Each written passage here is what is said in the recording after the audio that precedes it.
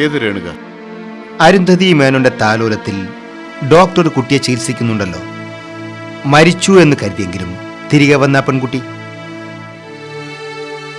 Yes, ആ രേണുക. അവളുടെ ഏട്ടനാണ് ഞാൻ. ഏട്ടനെന്ന് പറഞ്ഞ ചേച്ചിയുടെ ഹസ്ബൻഡ്. താങ്കൾ സ്ഥലത്തുണ്ടായിരുന്നില്ലേ? ഉണ്ടായിരുന്നല്ലോ. ഡോക്ടർ എന്താ അങ്ങനെ ചോദിച്ചത്? അല്ല, പേഷ്യന്റിന്റെ റിലേറ്റീവ്സായി അങ്ങനെ ആരും സ്ഥലത്തില്ല എന്നാണല്ലോ ഞാൻ അറിഞ്ഞത്. അതാ സ്ത്രീ പറഞ്ഞതാവും, അരുന്ധതി മേനോൻ. അവരങ്ങനെ പറയൂ ഡോക്ടർ. കാരണം ഞങ്ങൾ തമ്മിൽ അത്ര രസത്തിലല്ല എന്ന് കരുതി എനിക്കെൻ്റെ അനിയത്തിയുടെ കാര്യം നോക്കാതിരിക്കാൻ പറ്റുമോ? അവൾക്കിനി ഞാൻ മാത്രമല്ലേ ഉള്ളൂ.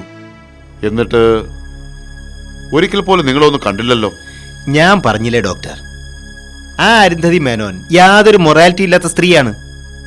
അഭയകേന്ദ്രത്തിന്റെ മറവിൽ അവരെന്തൊക്കെയാണ് ചെയ്യുന്നതെന്നറിയോ? സാമൂഹ്യ പ്രതിബദ്ധതയുള്ള ഒരു പൊതുപ്രവർത്തകൻ എന്ന നിലയിൽ അവിടെ നടക്കുന്ന കൊള്ളരുതായ്മകൾ വെളിച്ചത്ത് കൊണ്ടുവരാൻ ഞാൻ ശ്രമിച്ചിട്ടുണ്ട്. അതിന്റെ പേരിൽ അവരുമായി പലപ്പോഴും മുഷേണ്ടിയും വന്നിട്ടുണ്ട്. ആ സ്ത്രീ എന്നോട് പ്രതികാരം ചെയ്യാൻ ഡോക്ടർ. രേണയൊന്ന് കാണാൻ പോലും അവരെന്നെ അനുവദിച്ചിട്ടില്ല. നിങ്ങൾ ഈ പറയുന്നത് സത്യമാണോ? ഞാൻ എന്തിനു ഡോക്ടറോട് കള്ളം പറയണം? എനിക്കിപ്പോൾ വേണ്ടത് ഡോക്ടറുടെ സഹായമാണ്. അത് അഭ്യർത്ഥിച്ചുകൊണ്ടാണ് ഞാനിപ്പോൾ ഇങ്ങോട്ട് വന്നതും. ഡോക്ടർക്ക് മാത്രമേ ഇനി എന്നെ സഹായിക്കാൻ പറ്റൂ. ഞാൻ എന്ത് സഹായമാണ് ചെയ്യേണ്ടത്? രേണുകയെ താലോലത്തിൽ നിന്നും മറ്റെവിടേക്കെങ്കിലും മാറ്റാനുള്ള സംവിധാനം ഡോക്ടർ എനിക്ക് ചെയ്തു തരണം.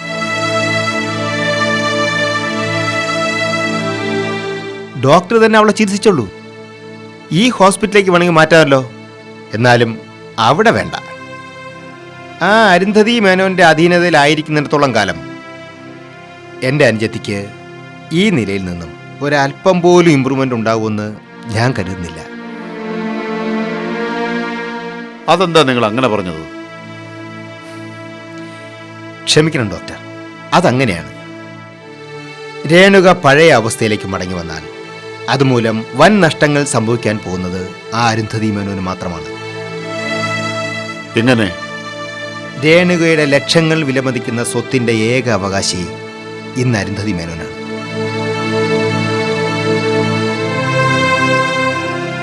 അതുകൊണ്ട് മാത്രമാണ് അരുന്ധതി രേണുകയെ കൈയടക്കി വച്ചിരിക്കുന്നത്.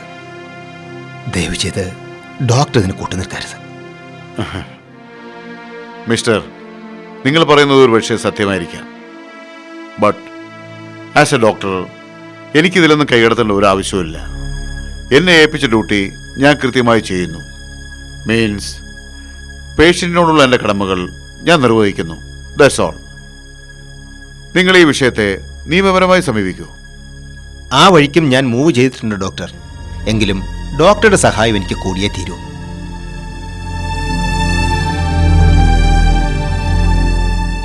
പിന്നെ കൂടെ നിൽക്കുന്നവർക്കും സഹായം ചെയ്യുന്നവർക്കും വേണ്ടി ഞാൻ എന്തും ചെയ്യും.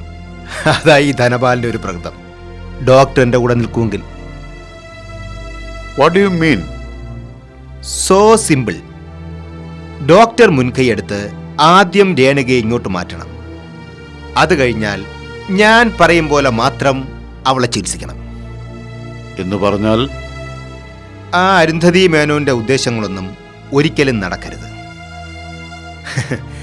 അവൾക്ക് പകരം രേണുകയുടെ സ്വത്തുക്കളിൽ നിന്നും ഒരു പങ്ക് ഡോക്ടർക്ക് കിട്ടുന്നത് കൊണ്ട് വല്ല ബുദ്ധിമുട്ടുണ്ടോ? നിങ്ങൾ എന്താണ് ഉദ്ദേശിക്കുന്നത്? മനുഷ്യ മനസ്സുകൾ വായിച്ച് ചികിത്സ നിർണ്ണയിക്കുന്ന ആളല്ലേ അങ്ങ്. എന്നിട്ടും ഞാൻ ഉദ്ദേശിക്കുന്നത് എന്താണെന്ന് ഡോക്ടർക്ക് മനസ്സിലായില്ലെന്നോ?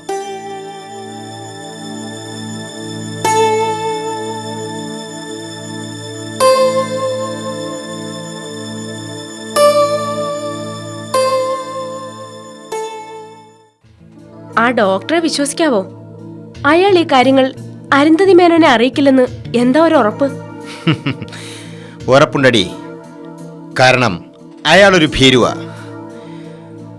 അയാളുടെ നിലനിൽപ്പിന് അരുന്ധതിയേക്കാൾ ആവശ്യം ഈ ധനപാലനാണെന്ന് ചിന്തിക്കാനുള്ള ബുദ്ധിയൊക്കെ അയാൾക്കുണ്ടടി. സംഭവിക്കുന്നത് മറിച്ചാണെങ്കിലോ? ഒരിക്കലുമില്ല. അഥവാ അയാൾ നമ്മളോട് സഹകരിക്കാൻ കൂട്ടാക്കിയില്ലെങ്കിൽ കൂടിയും ഒരിക്കലും ഇതൊന്നും അയാൾ ആരോടും പറയാൻ ധൈര്യപ്പെടില്ല. അതിനുള്ള സൂചനകളൊക്കെ ഞാൻ അയാൾക്ക് കൊടുത്തിട്ടുണ്ട്. എന്നാലും ഇത്ര പെട്ടെന്നൊരു എടുത്തിയാട്ടം ആവശ്യമില്ലായിരുന്നെന്നാ എനിക്ക് തോന്നുന്നത്. ധനവാനൊന്നും ഒരിക്കലും നാളേക്കെന്ന് പറഞ്ഞു മാറ്റിവെക്കാറില്ല. ഒരു നിമിഷമെങ്കിൽ ഒരു നിമിഷം മുന്നേ. അതാണ് ഞങ്ങൾ രാഷ്ട്രീയക്കാരുടെ ഒരു രീതി. എന്നിട്ടാണോ ഇങ്ങനെ അടങ്ങിയിരിക്കുന്നത്? ഓടുന്ന പട്ടിക്ക് ഒരു മുഴ മുമ്പേ എന്നൊരു ചൊല്ലുകൂടിയുണ്ട്. നീ എന്താ ഉദ്ദേശിക്കുന്നത്? ആ ഡോക്ടർ ഒരു തീരുമാനം കൈക്കൊള്ളുന്നതിന് മുമ്പ് നമ്മൾ ചെയ്യേണ്ടതായി മറ്റു ചിലതുകൂടിയുണ്ട്. എന്ത്? ആദ്യം അരുന്ധതി മേനോനെ മാനസികമായി പീഡിപ്പിക്കണം. അവരുടെ മനോവീര്യം തകർക്കണം. എങ്കിലേ കാര്യങ്ങൾ കൂടുതൽ എളുപ്പമാവൂ. അതിന് ഞാൻ എന്താ ചെയ്യേണ്ടത്? നിന്റെ മനസ്സിൽ വല്ല ഐഡിയ ഉണ്ടോ? നിങ്ങൾ രാഷ്ട്രീയക്കാരുടെ കയ്യിൽ ചില ആയുധങ്ങളുണ്ടല്ലോ, അതിൽ ചിലതെടുത്ത് പ്രയോഗിക്കണം. ആയുധങ്ങളോ? അതെ, താറടിക്കൽ, അവിശ്വാസം, ദുഷ്പ്രചരണം, സമരം, അങ്ങനെ ആയുധങ്ങളുടെ കലവറ തന്നെ ഉണ്ടല്ലോ. അതിലേതെടുത്ത് പ്രയോഗിക്കണമെന്ന് മാത്രം തീരുമാനിച്ചാ പോരെ? അമ്മയെ തല്ലിയാലും രണ്ടു പക്ഷം ഉണ്ടാവുമല്ലോ. നമ്മൾ പറയുന്നതിൽ കാര്യമുണ്ടെന്ന് നാട്ടുകാർക്ക് തോന്നണം. അതിന് ഇങ്ങനെ ചിലത് ചെയ്താലേ പറ്റൂ. നിന്നെ ഞാൻ സമ്മതിച്ചിരിക്കുന്നു കസ്തൂരി. നീയാണ് പെണ്ണ്.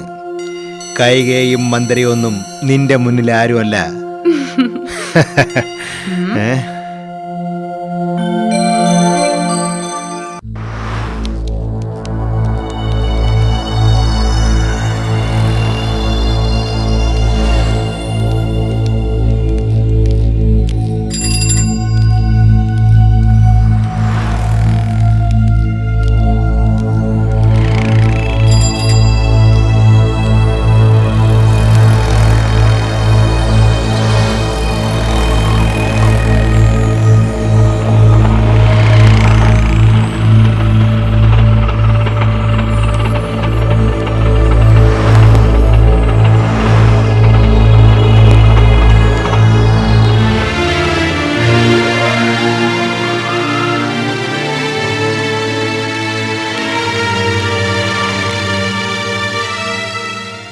ആരായാലും ഇത് ഇത്തിരി കടന്ന കൈയായി പോയി അല്ലേ മാഡം?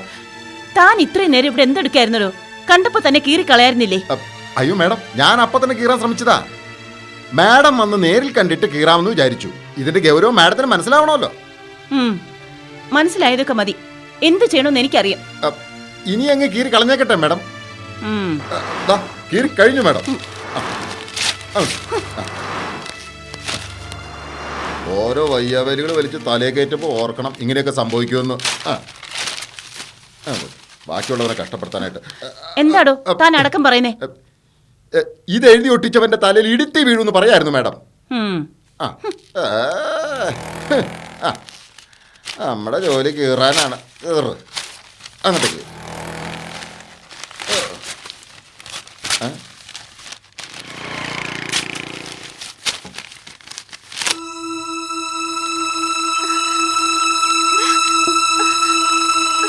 പോസ്റ്റർ ഒട്ടിച്ചതോ? ധനപാലനോ? ഇതുകൊണ്ടൊന്നും നമ്മൾ തോൽക്കില്ല മീനാക്ഷി. രേണുകയെ നമ്മൾ ആർക്കും വിട്ടുകൊടുക്കില്ല. രേണുക എവിടെ? വരൂ.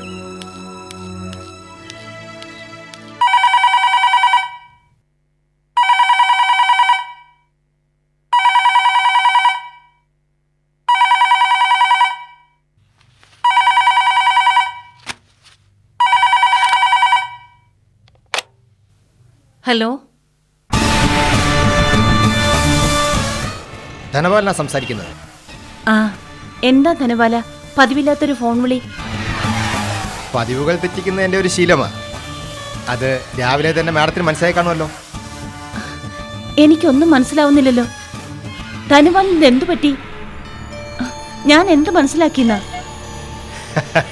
അപ്പോ മാഡത്തിനൊന്നും അങ്ങോട്ട് മനസ്സിലായില്ല. സത്യമായിട്ടും ധനപാല, എനിക്ക് ഒരു പിടിയും കിട്ടുന്നില്ല. ധനപാലിന് ഇപ്പൊ എന്താ വേണ്ടത്? ദേ പെണ്ണുമ്പിള്ളേ, എൻ്റെ അടുത്ത് വെറുതെ നാടകം കളിക്കല്ലേ. താലോലത്തിന്റെ മതിൽ പതിച്ച പോസ്റ്റർ കണ്ടല്ലോ. ഇത് വെറും ഒരു സൂചന മാത്രം. രേണുകയുടെ കാര്യത്തിൽ എത്രയും വേഗം എനിക്ക് അനുകൂലമായ ഒരു തീരുമാനം ഉണ്ടായില്ലെങ്കിൽ നിങ്ങളുടെ അഭയകേന്ദ്രം ഉണ്ടല്ലോ, അതിന്റെ ഷട്ടർ ഞാൻ പൂട്ടിക്കും. ഓഹോ, തനിക്കപ്പോ ഷട്ടർ കച്ചവടം ഉണ്ടോ? അത് കൊള്ളാം. ഓ, മാഡം തമാശിച്ചതായിരിക്കും അല്ലേ? തമാശയല്ലടോ, കാര്യമായിട്ടാ. ഇതിനു മുൻപ് താൻ ആ സദാശിവനെ കൂട്ടുപിടിച്ച് ചില ഭീഷണിയൊക്കെ ഇവിടെ നടത്തിയിട്ടില്ലേ? എന്നിട്ട് എന്തായി? ഇതൊന്നും കണ്ട് ഈ അരുന്ധതി മേനോന്റെ തീരുമാനം മാറില്ലടോ.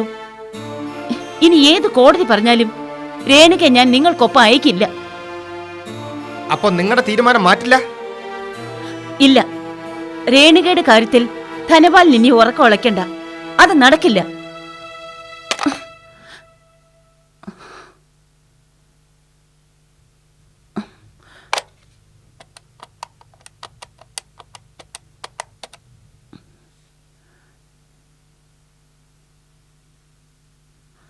ഹലോ,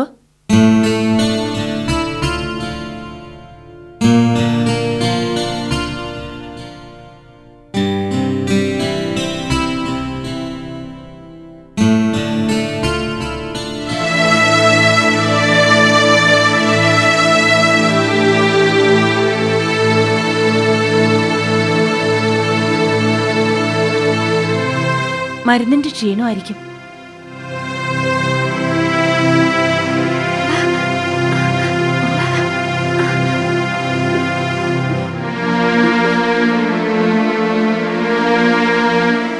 ഇന്നലെ രാത്രി ഉണ്ടില്ലേ?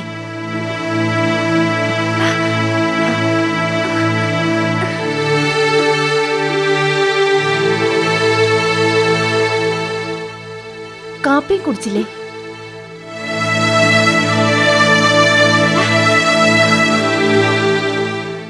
വേണ്ട മീനാക്ഷി, വിളിക്കണ്ട. പാവം കുറച്ചുകൂടെ ഉറങ്ങിക്കോട്ടെ. ഉറങ്ങുന്നത് നല്ലതാ.